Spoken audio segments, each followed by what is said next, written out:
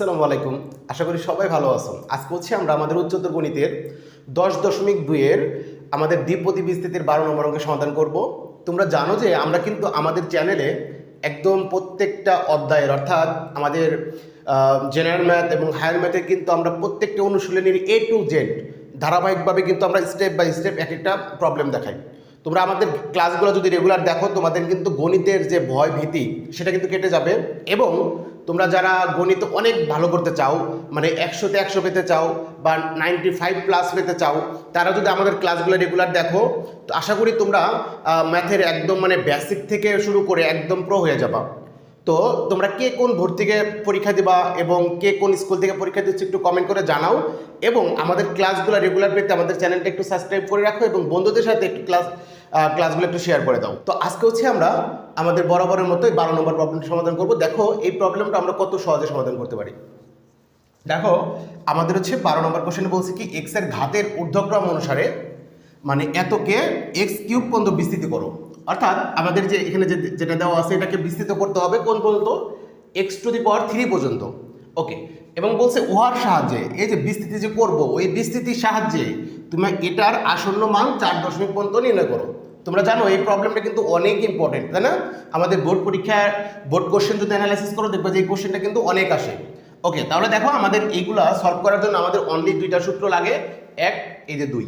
তো আমরা সর্বপ্রথম চেক করবো আমাদের প্রথমে কি আছে, এক আছে নাকি অন্য কিছু আছে। দেখো যদি এক থাকে তাহলে 1 নম্বর সূত্র, আর যদি এক ব্যতীত অন্য কিছু থাকে তাহলে 2 নম্বর সূত্র।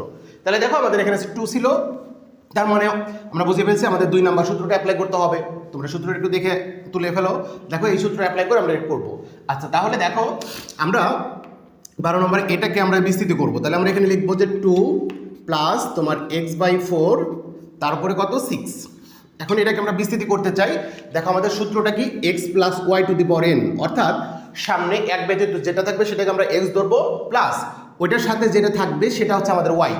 এখন তাহলে সূত্রটা কি nc0, অর্থাৎ n হচ্ছে আমাদের এখানে পাওয়ার যেটা থাকবে। দেখো আমাদের কোশ্চেনে পাওয়ার কত দেওয়া আছে 6, তার মানে n এর ভ্যালু হবে 6 c0 x হলো যে সামনে যেটা থাকবে আমাদের এখানে 2 ছিল 2, তার উপরে পাওয়ার দেবো n বলতেই যে এখানে আমাদের যেটা আছে 6 সেটা দেবো। আর y⁴ y বলতে আমাদের যে 2 সাথে যেটা আছে আমাদের x/4 ছিল, তাহলে সেটার উপরে 0 দেবো পাওয়ার। এরপরে তুমি জাস্ট কি করবা, সামনের দিকে যতই যাবা এক একটা পদ বাড়বে, তোমার এই যে সিন নিচে তোমার 0 1 2 3 4 এরকম ডট ডট হতে থাকবে। আর এক্স এর পাওয়ার প্রথমে ছিল সর্বোচ্চটা, তারপরে জাস্ট এক এক করে কমতে থাকবে এবং ওয়াই এর পাওয়ার জাস্ট এক করে বাড়তে থাকবে। প্রথমে 0, তারপরে 1, তারপরে 2, তারপরে 3 4 এরকম যাইতে থাকবে। ঠিক আছে, কতক্ষণ পর্যন্ত যাব, যখন না পর্যন্ত তোমার যে এখানকার n সমান হয়, অর্থাৎ এই যে এখানে আমাদের যে পাওয়ারটা দেওয়া থাকবে সেই পাওয়ারটা আর এই যে এখানকারটা যতক্ষণ না পর্যন্ত সমান হয় সে পর্যন্ত আমাদের চালিয়ে যেতে হবে। আশা করি বুঝতে পারছো। তাহলে দেখো এখন আমরা এটার বিস্তৃতিটা করে ফেলি। আমাদের তো আর সম্পূর্ণ বিস্তৃতি করতে হবে না, আমাদের জাস্ট x³ পর্যন্ত আসলেই হয়ে যাবে। ওকে, তাহলে দেখো আমরা প্রথম পদটা লিখতে পারি, তাহলে nc0, তাহলে n আমাদের 6 c0 x⁻n, x হচ্ছে আমাদের 2, তাহলে 2⁻n হবে, n হচ্ছে আমাদের 6, তারপরে y⁻0, y হচ্ছে আমাদের কি x/4, তাহলে এখানে লিখবো x/4⁻0। তাহলে প্রথম পদ কিন্তু ডান। দেখো কত ইজি, মানে এই ম্যাথগুলো একদম সিম্পল, মানে সিম্পল বলতে একবারেই সিম্পল। তো আমাদের একই সূত্র দ্বারা দেখো আমি 10.1 তোমাদের করাইছি, 10.1 কিন্তু সবগুলো ম্যাথ আমরা যে এই সূত্রতে করছি, 1 নম্বর সূত্রতে করছি। আর 10.2 করতেছি আমরা ম্যাক্সিমাম ক্ষেত্রে এই 2-3 নম্বর সূত্রে অ্যাপ্লাই করতেছি, তো মাঝে মাঝে আবার 1 নম্বর সূত্রে অ্যাপ্লাই হয়। অর্থাৎ এই দুইটা সূত্র দিয়ে সকল ম্যাথগুলো আমরা করতে পারি, মানে একদম সিম্পল, প্রত্যেকটা ম্যাথ একই স্টেপ বারবার করতে হয়। তাহলে দেখো এখন আমাদের দ্বিতীয় পদটা নির্ণয় করতে হবে, সেটা nc1, তাহলে যে আমরা nc মানে n হচ্ছে 6 c1, এই যে আমাদের x এর পাওয়ার আগে ছিল 6, এখন এক কমবে 5 হবে। আর যেটা আমাদের y এর পাওয়ার এক এক করে বাড়বে, এখানে ছিল 0, এখানে এক বাইরে যাবে, তারপরে প্লাস এই যে 6 c2 2⁴ x/y, সরি এখানে তো আমাদের x/4 ছিল, এখানে ছিল x/4, তাহলে এখানে আমাদের x/4 কত হবে 2 হবে। দেখো আমাদের আরেকটা পদ নিলেই হয়ে যাবে, কারণ আমাদের কি বলছে এখানে x³ পর্যন্ত নাও, এখানে আমাদের অলরেডি x² পাই গেছে, তাহলে আমরা আরেকটা পদ এখানে নিয়ে ফেলি। দেখো 6 c3 2⁻3 হবে, আর এখানে x/4⁻3 হবে। ওকে, এখানে প্লাস ডট ডট ডট, একটু বুঝে নেও। হ্যাঁ, এই যে এটা কিন্তু আমাদের সূত্রের, এই জিনিসটা কিন্তু সূত্রের, আমাদের এই যে ম্যাথ ছিল এটা। একটু ভালো করে বুঝে নাও। তাহলে দেখো এখন আমরা জাস্ট এটাকে ক্যালকুলেশন করে যেটা হবে সেটা আমাদের অ্যান্সার হবে। দেখো আমরা খুব সিম্পল ওয়েতে করে ফেলবো। তাহলে 6C0 এটা তোলার জন্য এই যে তোমাদের প্রথমে কি করতে হবে, 6 তুলতে হবে, তারপরে শিফট দিতে হবে, ওই যে সি তোলার জন্য শিফট, এই যে ভাগে চাপ দেবা সি চলে আসবে, তারপরে তুমি 0 দিবা, দিলে দেখো তোমার এখানে আসবে 1, আসবে কত 1। তাহলে আমরা এর ক্যালকুলেটারে এরকমভাবে উঠবে 6C0 মানে বরাবর মানে সিরিয়ালে আসবে আর কি, আমাদের এখানে তো উপর নিচে আছে, তো এটা সমান সমান তোমার আসবে 1। তাহলে আমরা এখানে 1 বসিয়ে ফেলবো।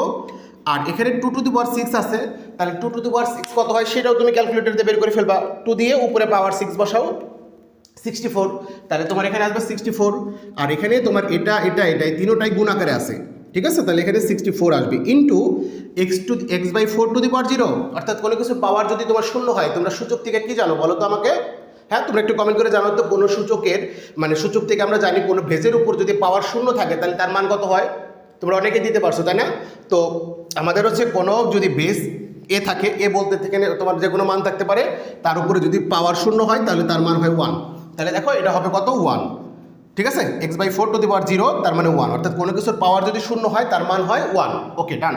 তারপরে প্লাস দেখো আমাদের 6C1, তাহলে আমরা 6C1 তুলবো আগের মতো বরাবরের মতো দেও, 6 তুলবো, সি তোলার জন্য শিফট ভাগ, তারপরে হচ্ছে 1 দিব, তাহলে আসবে কত তোমার হচ্ছে 6 আসবে 6, তাহলে এখানে কত আসবে 6 ইন্টু 2 টু দি পাওয়ার 5, তাহলে 2 উপর যদি 5 দাও তুমি ক্যালকুলেটরের মাধ্যমে তোমার আসবে এখানে 32 ইন্টু দেখো x/4 তার উপরে 1। তো তোমরা তো জানোই যে কোনো কিছুর উপর পাওয়ার, দেখো এর উপর যদি আমরা পাওয়ার 1 দেই তার মানে এ হবে, অর্থাৎ এ বলতে এখানে যে কোনো মান হতে পারে, অর্থাৎ যে কোনো একটা মানের উপর যদি আমরা পাওয়ার 1 দেই তো সেই বেসটাই হবে আমাদের অ্যান্সার। তো আমাদের দেখো x/4 টু দি পাওয়ার 1, অর্থাৎ এটা আমাদের বেস, এটার হচ্ছে পাওয়ার, তাহলে পাওয়ার তো 1 হলে সেই বেসটাই অ্যান্সার হবে। তাহলে আমরা এখানে কি লিখবো x/4।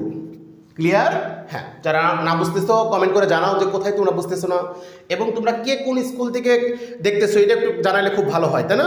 এবং তোমাদের এসএসসি পরীক্ষা কে কোন সালে দেবা, 26-এ কে দেবা, 27-এ কে দেবা, একটু আমাদের কমেন্ট করে জানাও।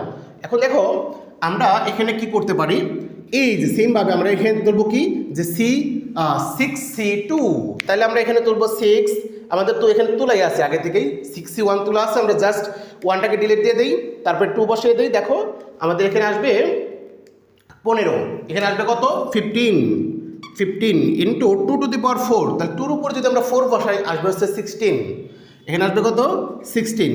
এরপর দেখো এখানে x/4 তার উপরে স্কোয়ার, অর্থাৎ তোমার এই উপরে যেটা আছে সেটার সাথেও স্কোয়ার অ্যাড হবে, এই যে নিচে যেটা আছে সেটার সাথেও পাওয়ারটা অ্যাড হবে, তাহলে দেখো x এর উপরে তুমি পাওয়ার বসালে 2 বসালে কত আসবে x², তাহলে এখানে আসবে x², আর 4 এর উপর যদি তুমি স্কোয়ার করো আসবে 16, ঠিক আছে। ওকে দেখো আমাদের আরেকটা এখানে 6C3, আমরা সেই আগের মতনই 6C3 তুলবো, 3 তুলে এখানে চাপ দিলে আসবে 20, হ্যাঁ, অর্থাৎ এখানে আসবে 20 ইন্টু এই যে আমাদের 2 উপরে 3 মানে হচ্ছে 8 ইন্টু এক্সের উপর পাওয়ার 3, তার মানে x টু দি পাওয়ার 3, আর নিচে আমাদের 4 এর উপরে তোমার 4 এর উপর 3 বসালে আসবে 64, 4 এর উপরে 3 বসালে কত আসবে 64। তাহলে দেখো আমাদের কিন্তু মোটামুটি শেষ। এখন জাস্ট এটাকে আমরা একটু ছোট করবো আর কি, ক্যালকুলেশন করে একটু জাস্ট ছোট করে ফেলবো। তাহলে দেখো আমাদের এখানে প্রথমে দেখতে পাচ্ছি 1 ইন্টু 61 ইন্টু 1, তার মানে এটা গুণ করলে তোমার 64 আসবে, হ্যাঁ দেখলে 1 ইন্টু 64 ইন্টু 1 মানে 64।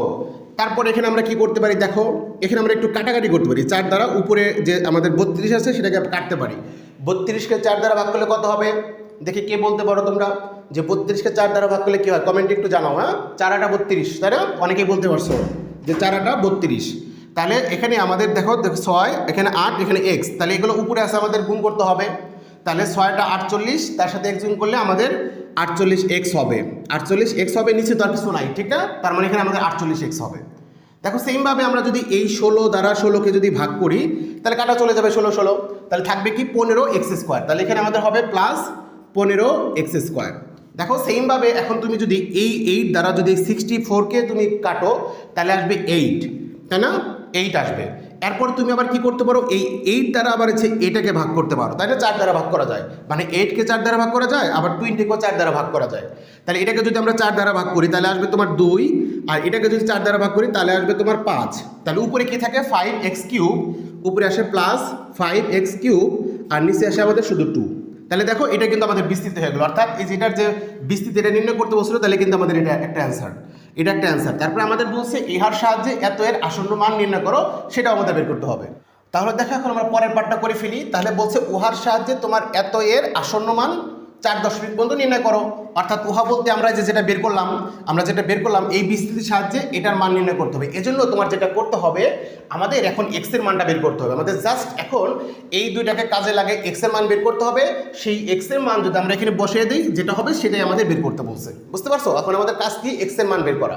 তাহলে এক্স এর মান বের করার জন্য দেখো আমরা কি করতে পারি। আমাদের তো ইকুয়েশন লাগবে অবশ্যই, তোমরা তো জানোই আননোন সলভ করার জন্য আমাদের ইকুয়েশন লাগে। এখন আমরা কি করব, এই যে এটাকে এটার মতো মডিফাই করব। এটাকে এটার মতো মডিফাই করে জাস্ট x/4 এর সাথে এখানে যে ভ্যালুটা পাবো তার সাথে কম্পেয়ার করে আমরা x এর মানটা বের করে ফেলবো।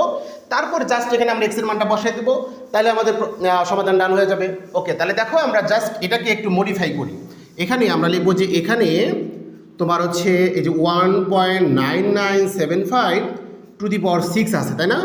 এটাকে আমরা জাস্ট এটার মতো একটু মডিফাই করবো। দেখো আমাদের এখানে আছে কত? 2। এখানে আছে আমাদের 1.9975। তাহলে আমরা এখানে প্রথমে 2 দেই, একটা 2।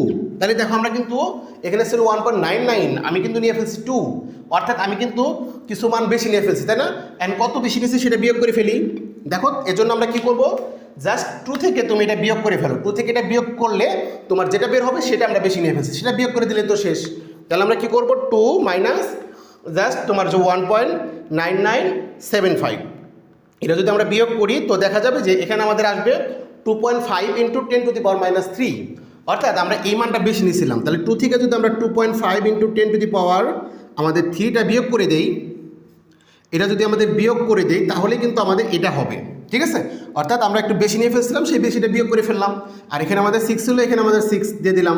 তাহলে দেখো এখন আমরা যদি এটার সাথে এটাকে এটার সাথে যদি এটাকে কম্পেয়ার করি, বা এটার সাথে এটা যদি আমরা কম্পেয়ার করি, দেখো 2 জায়গায় আছে, আমাদের এখানে x/4 এর জায়গা আছে এটা। তার মানে আমরা কি করতে পারবো, আর যেখানে যেহেতু পাওয়ারটাও সেম আছে 6, তাই না? অর্থাৎ আমরা এটা সমান সমান এটা লিখতে পারবো। এটা লিখলেই তো আমাদের একটা ইকুয়েশন হয়ে গেল, সেখান থেকে এক্স এর মান খুব ইজিলি বের করে ফেলতে পারবো। তাহলে আমরা লিখবো যে তোমার হচ্ছে এই যে আমাদের 2 মাইনাস 2.5 ইন্টু 10 টু দি পাওয়ার 3, তার উপরে 6 ছিল, যে এতকে আমরা যে উপরে যেটা ছিল যে 2 প্লাস x/4 টু দি পাওয়ার তোমার 6 এর সাথে তুলনা করে পাই, এর সাথে তুলনা করে পাই। তাহলে জাস্ট আমরা তুলনা করি, তাহলে তুলনা করলে দেখা যাচ্ছে যে আমাদের এখানে x/4 এর পজিশনে, যেখানে আমাদের ছিল x/4, এই পজিশনে আছে আমাদের -2.5 ইন্টু 10 টু দি পাওয়ার 3। ঠিক আছে? আচ্ছা -3 ছিল, হ্যাঁ এখানে আমাদের -3 ছিল। তাহলে আমরা দেখো এখন আমরা কী করে লিখতে পারবো, এখানে এটা ইকুয়াল টু যে আমরা লিখতে পারবো যে মাইনাস তোমার 2.5 ইন্টু 10 টু দি পাওয়ার -3 লিখতে পারবো। জাস্ট x/4 এর পজিশনে এখানে আছে -2.5 ইন্টু 10 টু দি পাওয়ার -3, সেটা আমরা লিখলাম। এখন জাস্ট আমরা কি করব, এক্স এর মান বের করব।